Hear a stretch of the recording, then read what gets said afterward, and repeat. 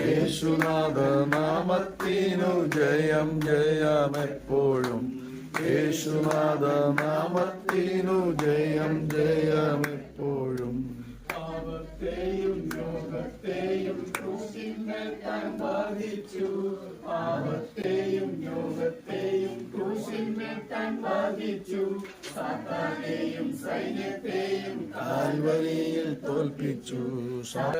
മത്തായിയുടെ സുവിശേഷം 28-ാം അധ്യായം അതിന്റെ 16 മുതൽ വായിച്ചു. യേശു അടുത്ത് ചെന്ന്, സ്വർഗത്തിലും ഭൂമിയിലും സകല അധികാരവും എനിക്ക് നൽകപ്പെട്ടിരിക്കുന്നു. ആകയാൽ നിങ്ങൾ പുറപ്പെട്ട് പിതാവിന്റെയും പുത്രന്റെയും പരിശുദ്ധാത്മാവിന്റെയും നാമത്തിൽ സ്നാനം കഴിപ്പിച്ചും ഞാൻ നിങ്ങളോട് കൽപ്പിച്ചതൊക്കെയും പ്രമാണിപ്പാൻ തക്കവണ്ണം ഉപദേശിച്ചും കൊണ്ട് സകല ജാതികളെയും ശിക്ഷിതരാക്കിക്കൊള്ളുവിൻ. ഞാനോ ലോകാവസാനത്തോളം എല്ലാ നാളും നിങ്ങളോടുകൂടെ ഉണ്ട് എന്ന് അരുളി ചെയ്തു. ഇതിനോട് ചോദിക്കുന്നതിന് ഉത്തരം പറയണേ.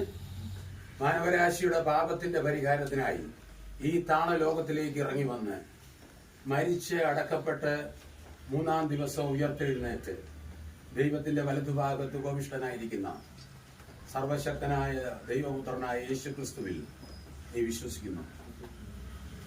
വിശ്വസിച്ച തന്റെ മക്കളെ വീണ്ടും ചേർക്കുവാൻ വാനമേഘത്തിൽ ദൈവദൂതഗണങ്ങളുമായി മേഘത്തിൽ വരുമെന്ന് അരുളി ചെയ്തവനായ കർത്താവായ യേശു ക്രിസ്തുവിൽ ജോയൽ വിശ്വസിക്കുന്നു.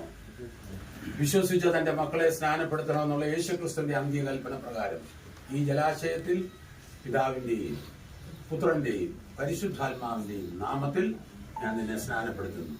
2 കൈ മൂക്ക് പൊത്തിപ്പിടിച്ച് നേരെ ഒരാളോട്ട് വയ്ക്കും കേട്ടോ. മൂക്ക് കണ്ണെല്ലാം പൊത്തിപ്പിടിക്കണം. മൂക്ക് പൊത്തിപ്പിടിച്ചേക്കാം. വെള്ളം കുടിക്കാതിരിക്കാണ്. നേരെ തല താഴണം കേട്ടോ.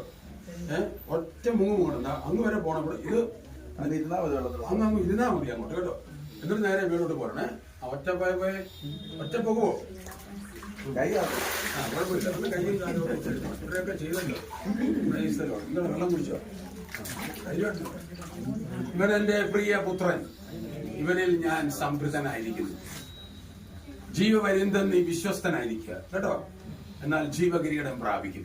സർവശക്തനായ ദൈവമേ, സ്വർഗ്ഗ പിതാവേ, ജോയലിനെ ഓർത്ത് പ്രാർത്ഥിക്കുന്നു. ദൈവകൽപ്പന അനുസരിപ്പാൻ ഇത്രയും സാക്ഷികളുടെ മുമ്പിൽ വെച്ച് കർത്താവിനെ രക്ഷകനായി സ്വീകരിക്കാനും സ്നാനപ്പെടാനും കർത്താവ് അറിവോടുകൂടെ സ്നാനപ്പെടുവാനുള്ള ദൈവത്തിനും മനുഷ്യർക്കും പ്രയോജനമുള്ള കുഞ്ഞായിട്ട് വളർന്നു വരുവാൻ ഇടയാക്കണം.